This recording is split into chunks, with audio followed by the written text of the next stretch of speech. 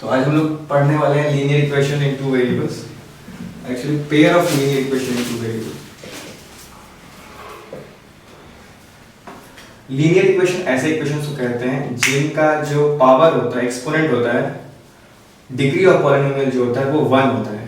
For example 2x is equal to 3, ये एक linear equation है।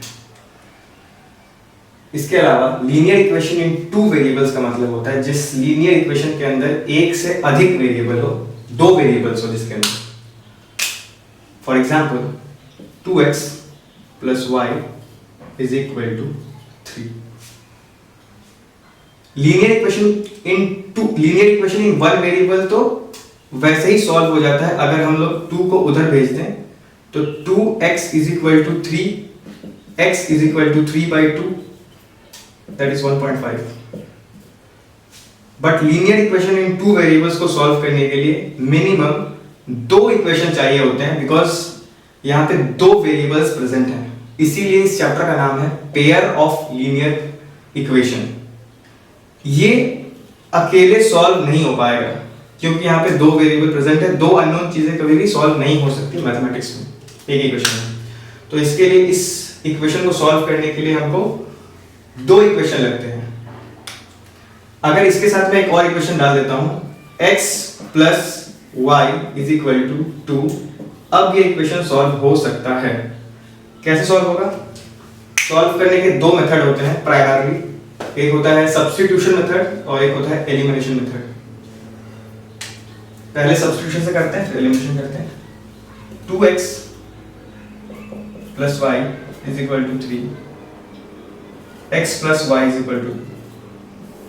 सबसे पहले अगर हमको इसको सब्स्टिट्यूशन से सॉल्व करना है तो हमको इसमें एक वेरिएबल को कॉमन बनाना पड़ेगा किसी भी एक इक्वेशन में। फॉर एग्जांपल अगर मैं इसको पकड़ता हूं तो मैं इसको कह सकता हूं x plus Y is equal to 2, therefore x is equal to 2 minus 5।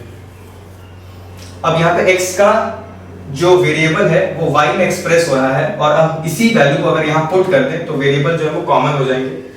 Put करके दिखाता हूँ। 2x plus Y is equal to 3, x का वैल्यू 2 माइनस वाई है तो हम लोग यहाँ पे x की जगह 2 माइनस वाई कर सकते हैं, plus Y is equal to 3। अब यहाँ पे इस ब्रैकेट को अगर हम लोग खोलेंगे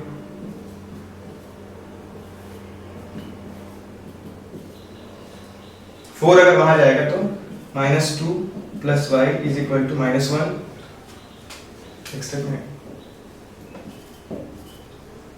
ये वाला माइनस वाई हो जाएगा is equal to -1, that is Y का वैल्यू 1 आ जाएगा। वाई का वैल्यू 1 आते ही हम लोग x का वैल्यू भी निकाल पाएंगे, क्योंकि अगर हम लोग y की जगह 1 को रखेंगे तो x का वैल्यू जो है वो 1 आ जाएगा। ये था सब्स्टिट्यूशन मेथड। एक और मेथड होता है जिसको कहते हैं एलिमिनेशन मेथड। वो वाला मेथड मैं दिखाता हूं। ये भी दिखा, ये शूट हो गया।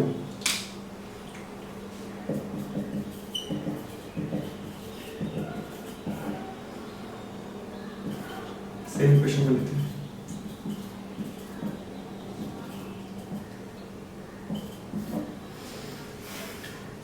एलिमिनेशन मेथड में हमको प्लस या माइनस करके एक वेरिएबल को गायब करना होता है। फॉर एग्जांपल अगर मैं इसको इस इक्वेशन को प्लस कर दूं तो इक्वेशन में से वेरिएबल कोई सा भी गायब नहीं होगा, बिकॉज अगर मैं इसको प्लस करूं तो ये हो जाएगा 3x और ये हो जाएगा 2y और ये हो जाएगा 5।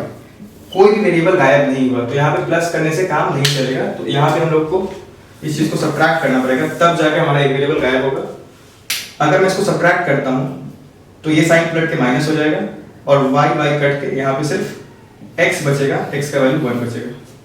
तो ये था x का वैल्यू एलिमिनेशन से। यहाँ पे जल्दी आंसर मिल गया क्योंकि यहाँ पे इक्वेशन छोटा है और यहाँ पे सब्स्टिट्यूशन मेथड थोड़ा सा ज्यादा टाइम टेकिंग होगा। और x का वैल्यू आते ही y का वैल्यू तो तुरंत आ जाएगा, x plus Y is equal to 2, x का वैल्यू अगर हमने y का वैल्यू भी बना दिया। तो ये 2 मेथड्स थे। इन इक्वेशन को सॉल्व करने के लिए हम कौन से मेथड का यूज करेंगे, सब्स्टिट्यूशन या एलिमिनेशन, ये डिपेंड करता है क्वेश्चन के नेचर के ऊपर। जो क्वेश्चन जिस मेथड से जल्दी सॉल्व हो जाए उस मेथड को यूज करेंगे। सबसे पहले इस क्वेश्चन को सॉल्व करते हैं। x plus Y is equal to 14, x minus Y is equal to 4। इस क्वेश्चन को सॉल्व करने के लिए सबसे बेस्ट मेथड है एलिमिनेशन मेथड, क्योंकि यहाँ पे डायरेक्ट आंसर मिलेगा। अगर हम सब्स्टिट्यूशन लगाएंगे तो थोड़ा सा समय हमको ज्यादा लगेगा। अगर हम एलिमिनेशन करेंगे यहाँ पे तो डायरेक्टली हम किसी एक को यहाँ पे काट सकते हैं, और अगर हम सब्स्टिट्यूशन करेंगे तो पहले हमको एक वेरिएबल को दूसरे वेरिएबल के एक्सप्रेशन में कन्वर्ट करना पड़ेगा। सब्स्टिट्यूशन करेंगे तो हमको यहाँ पे 4 प्लस वाई करना पड़ेगा, उसके बाद इस x के वैल्यू को दूसरे वाले इक्वेशन में पुट करके आंसर निकालना पड़ेगा। That is x plus Y is equal to 14, x plus Y is equal to 14, और 4 plus Y is equal to 14। तो 4 plus 2y is equal to 14, that is 2y is equal to 10, y का value आ गया 5। Process काफी ज्यादा देखने में लंबा लग रहा है, और यही अगर हम लोग सब्स्टिट्यूट एलिमिनेशन से करते हैं, y का वैल्यू आने के बाद मैं आपको x का वैल्यू दिखा देता हूँ। x का वैल्यू यहाँ पे अगर हम लोग किसी भी एक इक्वेशन में y का वैल्यू निकलने के बाद दोनों में से किसी एक इक्वेशन में अगर हम लोग y की वैल्यू को डालेंगे तो x का आंसर हमें ऑटोमेटिकली मिल जाएगा। मैं पहले वाले में डाल देता हूँ, x plus Y is equal to 14, y का वैल्यू 5, तो x का जो वैल्यू हो जाएगा वो हो जाएगा 9, 14 माइनस 5 इज इक्वल टू 9।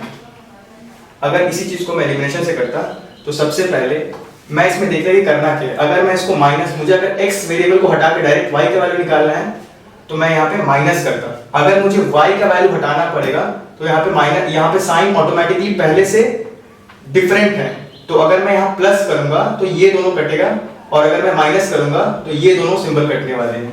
तो अब देख लीजिए आपको पहले कौन सा वैल्यू निकालना है।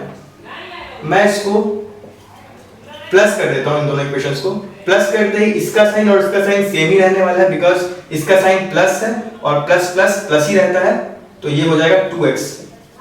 ये साइन माइनस है तो प्लस माइनस ये माइनस ही रहने वाला है, और ये दोनों कट जाएगा। और यहाँ पे हमने प्लस किया था इनिशियली, तो यहाँ पे अगर हम लोग प्लस करेंगे तो ये दोनों प्लस होके 18 आ जाएगा, और x का वैल्यू यहाँ पे 9 आ जाएगा।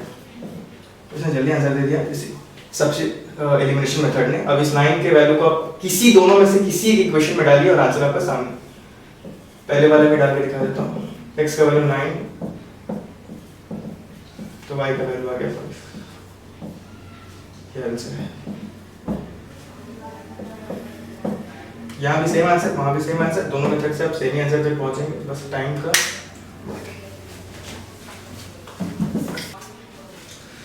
दूसरे सवाल को देखते हैं। s minus t is equal to 3, s by 3 plus t by 2 is equal to 6। अब मैं एक ही मेथड लगा के सॉल्व कर लेता हूँ क्वेश्चन।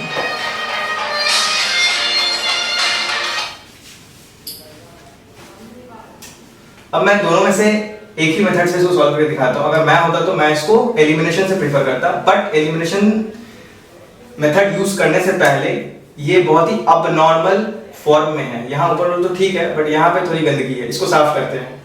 इसको साफ करने के लिए इक्वेशन का सिद्धांत ये होता है कि दोनों साइड ये वैल्यू जो है वो इक्वेट करता है इस वैल्यू को। तो अगर मुझे यहाँ पे कुछ भी चेंज करना है, मुझे यहाँ पे भी उस चीज को बराबर से यूज करना पड़ेगा। फॉर एग्जाम्पल अगर मुझे 3 और 2 को हटाना है तो बेस्ट पॉसिबिलिटी कि मैं यहाँ पे 6 मल्टीप्लाई कर देता हूँ, जो कि 3 और 2 का एलसीएम होता है। इससे होगा ये कि नीचे वाला वैल्यू जो है वो डिनोमिनेटर हट के सिर्फ न्यूमरेटर में ही इक्वेशन बना रहेगा। तो अगर मैं यहाँ पे 6 मल्टीप्लाई करता हूँ तो जो चेंजेस मैंने यहाँ पे किए हैं वही चेंज मुझे यहाँ भी करना पड़ेगा टू मेंटेन द इक्विलिब्रियम। अगर मैं यहाँ पे इस चीज को मल्टीप्लाई करूंगा तो ये 3s हो जाएगा। अगर मैं यहाँ पे मल्टीप्लाई करूंगा तो ये 2s हो जाएगा, यहाँ पे 3t हो जाएगा और यहाँ पे 36 हो जाएगा। तो इस इक्वेशन को अब हम लोग ये ना लिख के जो हमारा एकदम सिंपल फॉर्म में है वो लिख सकते हैं। 2s plus 3t is equal to 36, s minus t is equal to 3। यहाँ पे प्रॉब्लम ये है कि ऊपर जितने सवाल हमने किए वहां पे जब माइनस होके एक्सप्रेशंस हटते थे, वेरिएबल हटते थे, तो वहां पे वेरिएबल का जो कोएफिशिएंट है वो सेम ही रहता था। लेकिन यहाँ पे वेरिएबल का जो कोफिशिएंट है वो डिफरेंट है। सो अगर हम इसमें से किसी एक वेरिएबल को मान लीजिए माइनस कर भी देते हैं तो यहाँ पे वो माइनस करने के बाद ये s रह जाएगा, माइनस करने के बाद ये 2s रह जाएगा, 2t रह जाएगा, तो वेरिएबल गायब नहीं हो रहा। इसका मतलब ये है कि वेरिएबल को गायब करने के लिए सबसे प्राइमरी चीज ये है कि वो दोनों के जो कोफिशिएंट हैं उस वेरिएबल में वो भी सेम होने चाहिए। फॉर एग्जांपल अगर यहाँ पे किसी तरीके से 2s आ जाता या फिर यहाँ पे 3t आ जाता तो मैं इन दोनों में से किसी एक वेरिएबल को उड़ा पाता, बट यहाँ पे वो हो नहीं पा रहा, तो वो कर देते हैं हम लोग। इसके लिए हम लोग क्या कर सकते हैं, वही काम जो हमने यहाँ पे किया वही काम हम लोग यहाँ पे भी कर सकते हैं कि s माइनस t है इज इक्वल टू 3 है। तो अगर आपको चेक करना पड़ेगा आपको कौन सा वेरिएबल हटाना है। फॉर एग्जांपल मुझे s हटाना है ताकि मैं t के वैल्यू तक पहुंच जाऊं, तो आप t को भी हटा के पहले s के वैल्यू निकाल के फिर t निकाल सकते हैं, वाइस वर्सा भी कर सकते हैं, आपके ऊपर डिपेंड करता है। s माइनस t अगर करता हूं तो 3 आता है, तो एक काम करता हूं मैं इसको 2s बनाना चाहता हूं, इस पूरे इक्वेशन को इस साइड वाले लेफ्ट हैंड साइड को मैं 2 से मल्टीप्लाई करता हूं और राइट हैंड साइड को भी बाय डिफॉल्ट मुझे 2 से मल्टीप्लाई करना पड़ेगा टू मेंटेन द इक्वेशन। ये हो जाएगा 2s minus 2t is equal to 2 से मल्टीप्लाई किया तो ये 6 आ गया। तो इस इक्वेशन को मैं लिख सकता हूं 2s 2t और यहां पे 6, ठीक है। इसके बाद मैं इन दोनों को अगर माइनस करूं तो सब ऑब्वियस बात है कि यही वाला कटेगा बिकॉज़ ये दोनों सेम है, माइनस करने के बाद ये कट गया। माइनस जब यहां करेंगे तो minus minus that is plus, ये प्लस हो जाएगा और ये दोनों प्लस होके 5t बन जाएगा। अब इनिशियली हमने माइनस किया था वो तो साइन टकरा के प्लस हो गया ना, तो यहां प्लस का साइन है और प्लस माइनस माइनस ही रह जाएगा और ये माइनस होके 30 आ जाएगा। तो 5t का वैल्यू अगर 30, 5 को उधर भेज देंगे 30/5 दैट इज 6, t का वैल्यू 6 आ गया। t का वैल्यू 6 आते ही आप दोनों में से किसी इक्वेशन में डाल के s का वैल्यू निकाल सकते हैं। अब कोई भी समझदार इंसान यहां तो डालेगा नहीं, वो यही डालेगा s minus t is equal to 3, t का वैल्यू 6 है तो t की जगह मैं 6 को लिख देता हूं is equal to 3, s is equal to 9, तो एक वैल्यू 9 और एक वैल्यू 6। अगर आप सब्स्टिट्यूशन से भी करेंगे तो सेम ही आंसर आएगा। चलिए थर्ड क्वेश्चन है 0.2x 0.3y is equal to 1.3, 0.4x is equal to 2.3। अब यहाँ पे एक चेंज है, ऊपर जो दोनों क्वेश्चंस थे उसके अंदर पहला वाला तो बड़ा सिंपल था, दूसरा वाला थोड़ा गंदा था क्योंकि वहाँ पे डिनोमिनेटर का रोल आ गया था, बट ये वाला तो कुछ ज़्यादा ही गंदा क्योंकि यहाँ पे डेसिमल है और डेसिमल के साथ ज़्यादातर लोग कंफर्टेबल नहीं होते। तो एक काम करते हैं, डेसिमल को कुछ ऐसा करते हैं कि डेसिमल हट जाए, फिर से वही रूल जो इक्वेशन में होता है कि जो चीज हम इस साइड करेंगे वो चीज ऑटोमेटिकली इस साइड भी एप्लीकेबल हो जाएगी बाय डिफॉल्ट, क्योंकि यही नियम है। तो अगर हम इसको चेंज करें तो सबसे जो बेस्ट पॉसिबल चीज हम लोग कर सकते हैं, एक डेसिमल है, एक डेसिमल है और एक डेसिमल है, तो अगर हम 10 से मल्टीप्लाई कर दें तो डेसिमल इस इक्वेशन में गायब हो जाएगा और ये इक्वेशन अगर 10 मल्टीप्लाई करूंगा तो वो पूरे इक्वेशन से करना पड़ेगा, इस साइड भी और इस साइड भी, तो ये बन जाएगा 2x मल्टीप्लाई 10 करते हैं 2x plus 3y is equal to 13। यहां भी एक डेसिमल एक डेसिमल एक डेसिमल, तो क्यों दिमाग लगाएं, यहां पे 10 से मल्टीप्लाई कर देते हैं तो 4x plus 5y is equal to 23। अब सॉल्व इक्वेशन सिंपल बन चुका है, बट यहाँ पे अभी भी एक और चीज बाकी है, कोई भी कोएफिशिएंट वेरिएबल का नीचे वाले उसी के पैरेलल वेरिएबल के कोएफिशिएंट से सिमिलर नहीं है। तो एक और काम करना है, अब ये तो 4 है और मैं देख रहा हूं यहां 2 है और यहां 5 है, यहां 3 है, मैं इस 5 को 15 बनाना प्रेफर नहीं करूंगा क्योंकि यहां पे फिर मुझे 15 बनाने के लिए फिर यहां भी मुझे 5 मल्टीप्लाई करना पड़ेगा। सिंपल बात है कि इस 2 को अगर मैं 4 बना दूं तो x तो वैसे भी जा रहा है, तो सिंपल यहां पे इस इक्वेशन के साथ सिर्फ इसी को चेंज करूंगा मैं और इसको 2 से मल्टीप्लाई कर दूंगा। 2 से मल्टीप्लाई करते ही ये इक्वेशन बन जाएगा 4x plus 6y is equal to इस साइड पे 26। तो माइनस जब मैं करूंगा क्योंकि ये दोनों प्लस प्लस है तो माइनस करते ही ये कट गया, प्लस माइनस ये माइनस हो जाएगा, माइनस y बचेगा, प्लस माइनस ये ऑलरेडी प्लस का था, माइनस करते प्लस माइनस बन चुका है, माइनस प्लस कट के यहाँ पे माइनस का 3 आ जाएगा, y का वैल्यू आ जाएगा 3। y का वैल्यू 3 आते ही x का वैल्यू भी ऑटोमेटिकली मिल जाएगा। किसी भी एक इक्वेशन में पुट कर दीजिए, मैं इसी इक्वेशन पुट कर देता हूँ 2x plus 3y is equal to 30। y का वैल्यू अगर मैं इसमें पुट कर दूं तो 2x plus 9 is equal to 30, 2x is equal to 4, x का वैल्यू आ गया 2। Fourth question 3 by 2x minus 5y by 3 is equal to minus 2, x by 3 plus y by 2 is equal to 13 by 6।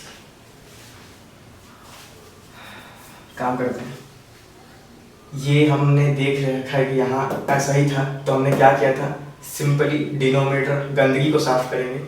गंदगी को साफ करने के लिए इन दोनों का एलसीएम प्रेफर किया जाता है मल्टीप्लाई करने के लिए, क्योंकि LCM is the smallest common multiple of those numbers.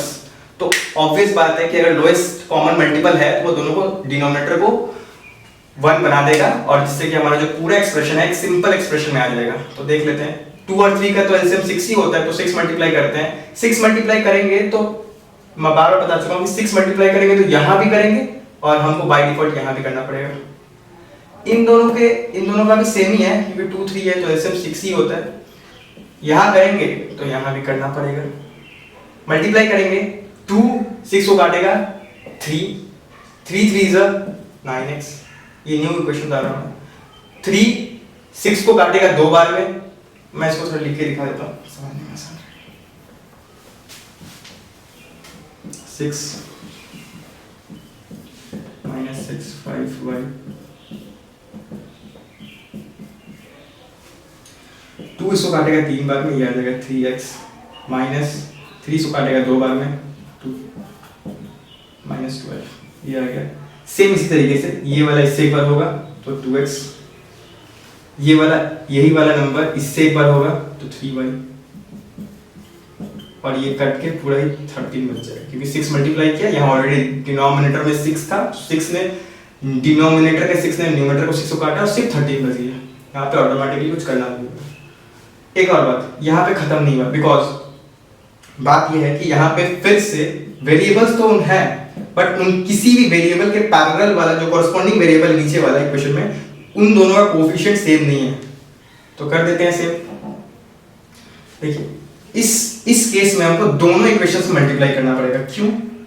क्योंकि यहाँ पे कुछ भी ऐसा नहीं है, या यहाँ पे कुछ भी ऐसा नहीं है जिसको मैं मल्टीप्लाई करते डायरेक्ट उस फॉर्म में आ जाए। और डिवाइड करेंगे तो यहाँ 5 से डिवाइड करेंगे या फिर किसी और नंबर से डिवाइड करेंगे तो वो ज्यादा टाइम टेकिंग हो जाएगा। मल्टीप्लाई करना हमेशा आसान होता है एज कंपेयर टू डिवाइड। तो डिवाइड मल्टीप्लाई करेंगे बट दोनों में करना पड़ेगा इस बार। तो यहाँ पे 9 है और यहाँ पे 2 है, यहाँ पे 9 है और यहाँ पे 2 है। मैं x को ही निकालना प्रेफर करूंगा, तो x को निकालने के लिए 9 और 2, मैं 9 का सेकंड मल्टीपल 18 ये कर सकता हूं और इसका वो 9th मल्टीपल बन जाएगा।